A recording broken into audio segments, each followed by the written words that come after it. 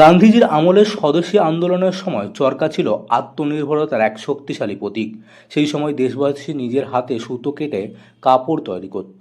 এতে বিদেশি পণ্যের ওপর নির্ভরতা কমতো। চরকার ঘূর্ণনের সঙ্গে জড়িয়ে ছিল স্বাধীনতার স্বপ্ন আর স্বদেশ প্রেমের আবেগ। সময়ের সঙ্গে সঙ্গে অনেক কিছু বদলে গেছে, আধুনিক যন্ত্রের ব্যবহার বেড়েছে, তবুও বাংলায় কিছু গ্রামে আজও সেই পুরনো ঐতিহ্যের ধারা বয়ে চলেছে। পূর্ব মেদিনীপুর জেলায় পটাশপুরের চন্দনপুর গ্রাম তারই এক উজ্জ্বল উদাহরণ। এটা তাঁতের কাজ, সুতো গুছাচ্ছি, দিয়ে কাপড় বুনবো, পেলে সমিতিরে দিয়ে আসবো, দিলে সেখান থেকে পয়সা, সেখান থেকেই আমরা কাজ টাজ করি। এটা সুতোটা মানে কিভাবে গোছাচ্ছেন এখানে? এই যে সমিতি থেকে এনে মাড় দিয়ে এখানে চরকাতে ঘুরিয়ে এটা ঘুরাচ্ছি, দিয়ে তাঁতে বুনবো, গামছা বুনবো। কতক্ষণ সময় লাগে একটা সুতো বান্ডিল গোছাতে? একটা সুতো গুঁথাতে 10 মিনিট মতো লাগে। কত বছর ধরে আপনি এই কাজ করছেন? ছোটোবেলা থেকে করছি এটা, বাবা মা করতো, সেখান থেকে আমরা শিখেছি, আমরা এখন করছি। মানে গ্রামের প্রত্যেক মহিলা কি এই কাজের সঙ্গে যুক্ত? হ্যাঁ, সবাই। এই গ্রামের সকাল শুরু হয় চরকার মৃদু ঘূর্ণনের শব্দে। এখানকার বহু পরিবার আজও তাঁত শিল্পের সঙ্গে যুক্ত। বাড়ির উঠানে বসেই মহিলারা চরকা ঘোরান।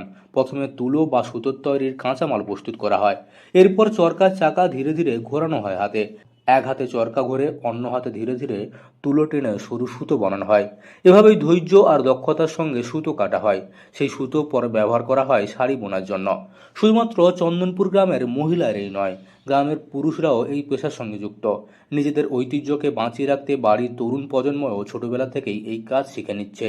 কেউ সুতো কাটে, কেউ বসে শাড়ি বোনে। ছেলে মেয়েদের নিয়ে বাড়ির সব কাজ সেরে এই কাজে বসে পড়েন গ্রামের মহিলারা। এতে সংসারের আয়ও হয়, আবার ঐতিহ্যও টিকে থাকে। অনেকেই মনে করেন চরকা শুধু একটি যন্ত্র নয়, এটি তাদের জীবনের অংশ। প্রজন্মের পর প্রজন্ম ধরে এই কাজই তাদের পরিচয় গড়ে তুলেছে। সময়ের সঙ্গে পাল্লা দিয়ে এগিয়ে চলেছে দেশ, কিন্তু চন্দনপুর গ্রাম আজও তাদের ঐতিহ্যকে ভুলে যায়নি। আজও চরকার ঘূর্ণনের মধ্যে তারা খুঁজে পান নিজেদের আত্মতৃপ্তি। এই কাজের মাধ্যমে তারা নিজেদের সংস্কৃতি এবং ঐতিহ্যকে ধরে রেখেছেন। গ্রামবাসীদের আশা, আগামী প্রজন্ম এই ঐতিহ্যকে সম্মান করবে। চরকার শব্দ যেন চিরকাল ভেসে থাকে এই গ্রামে, আর সেই শব্দই মনে করিয়ে দেবে বাংলার স্বদেশী ঐতিহ্যের কথা।